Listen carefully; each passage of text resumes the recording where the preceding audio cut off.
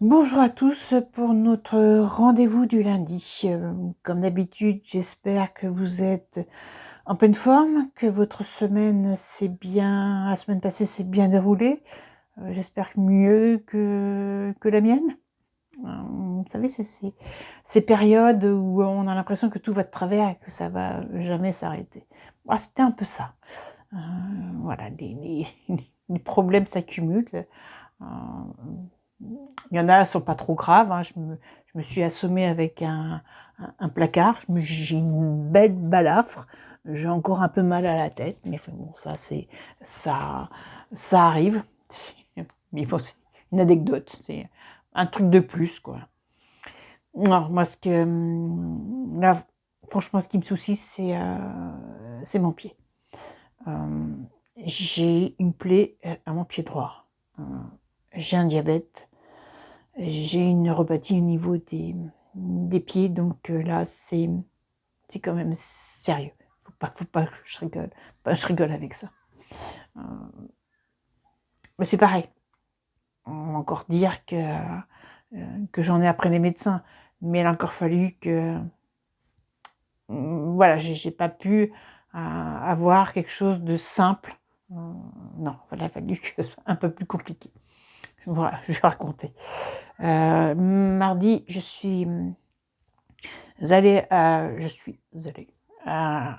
ma séance de rééducation et par chance, le kiné est un ancien podologue.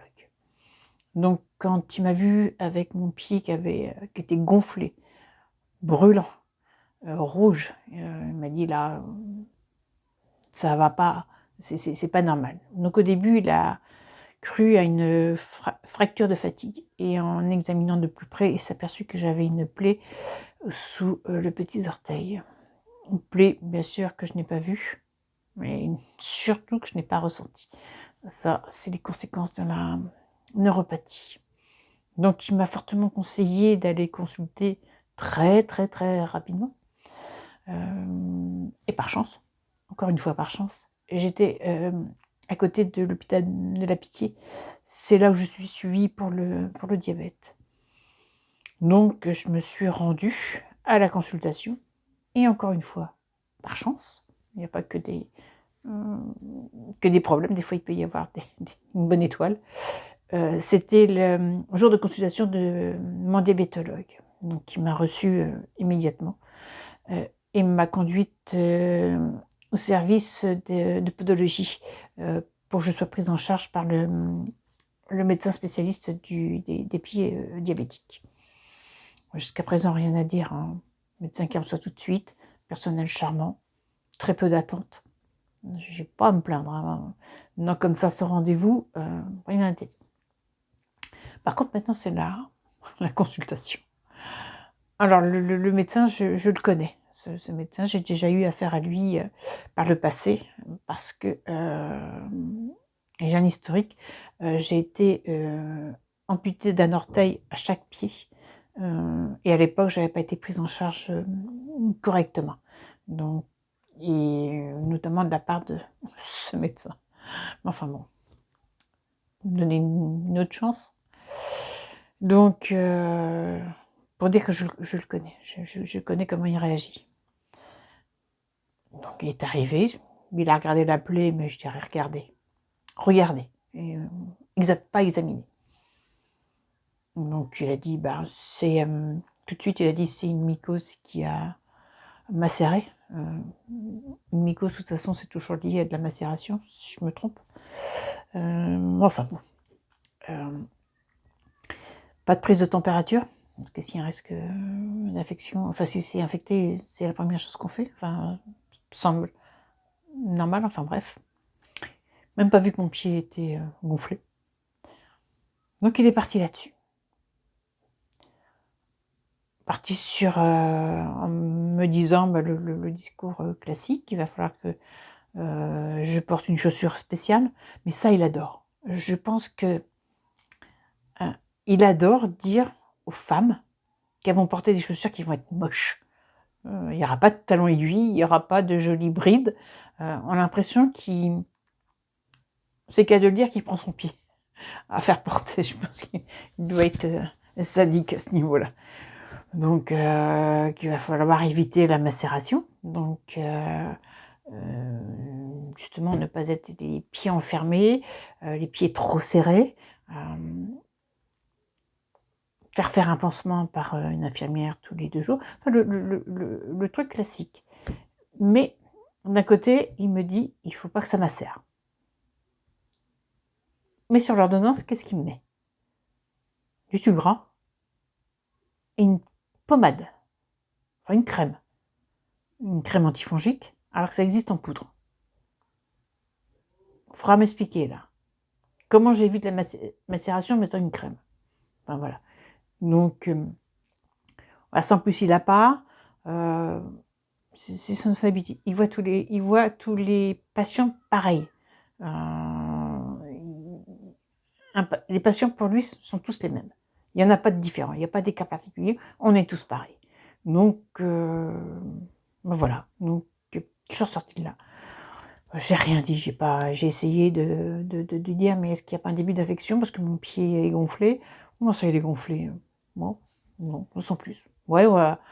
Bon, bah, faudra faire le pansement, faudra bien surveiller, c'est tout. Enfin, bref. Et on se revoit dans 3 mois. D'accord. Bon. Je suis rentrée chez moi comme j'ai pu, parce qu'on m'a mis un pansement, mais mon pied avait du mal à rentrer dans la chaussure après. Enfin, et, et on va dire que j'ai pas confiance maintenant, pas vraiment.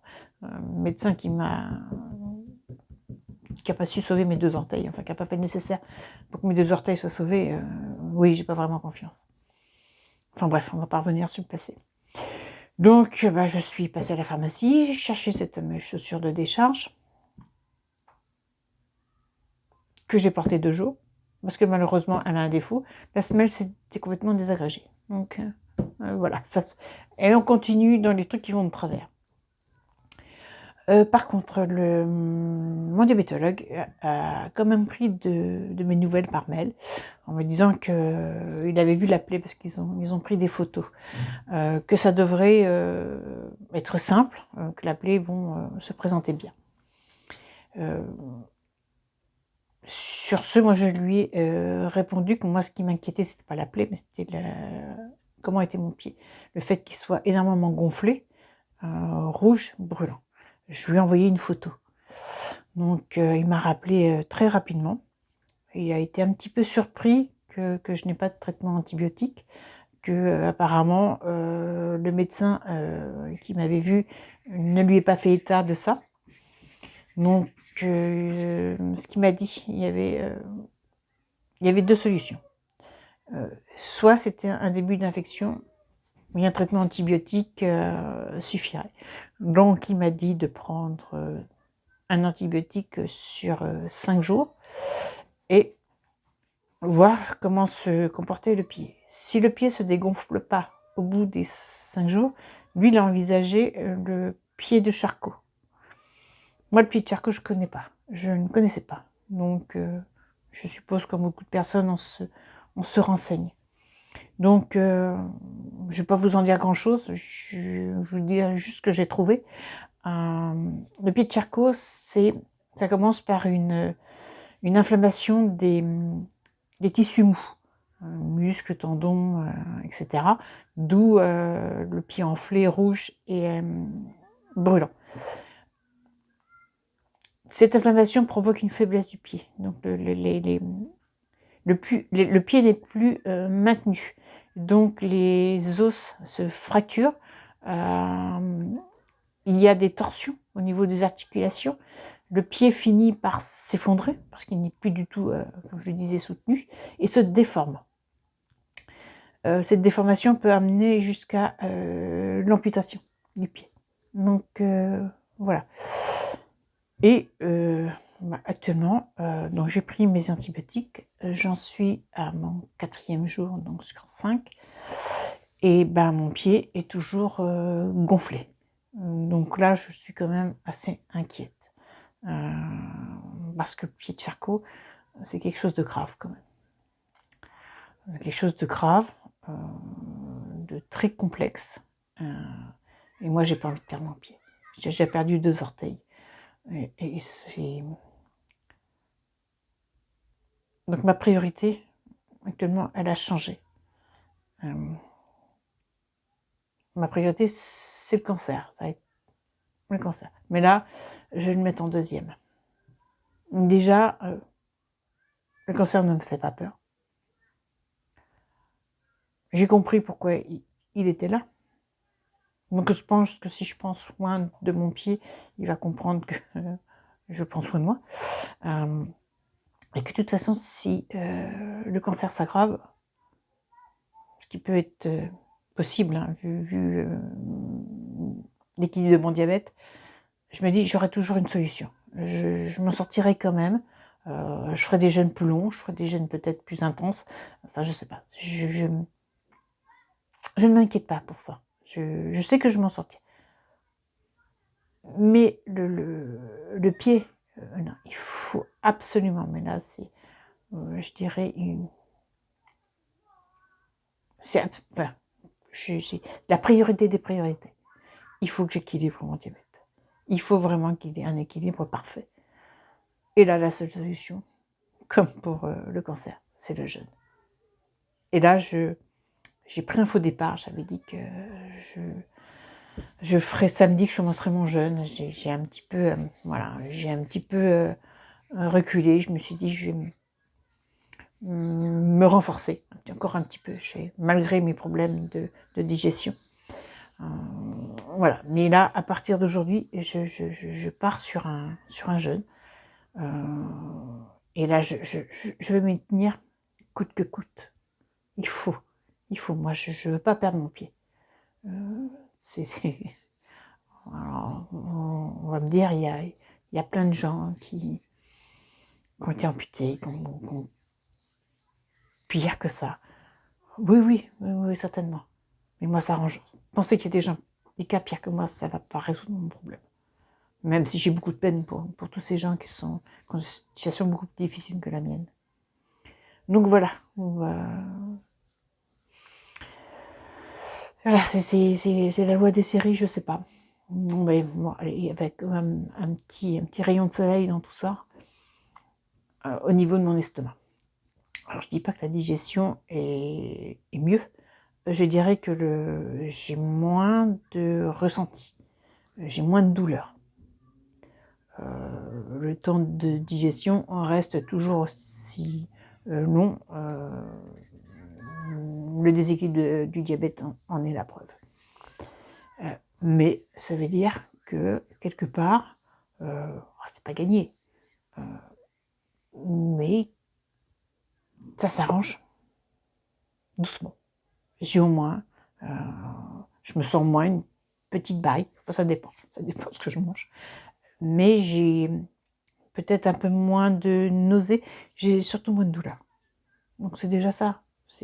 Tout n'est pas négatif. Donc voilà. Eh ben, je vous en dirai plus la prochaine fois, lundi prochain, savoir ce qu'il en est de mon pied. Donc sur ce, je vous laisse. J'espère que votre soirée va être magnifique. Nous avons une belle fin d'après-midi, il faut en profiter. Et je vous dis à la semaine prochaine. Au revoir.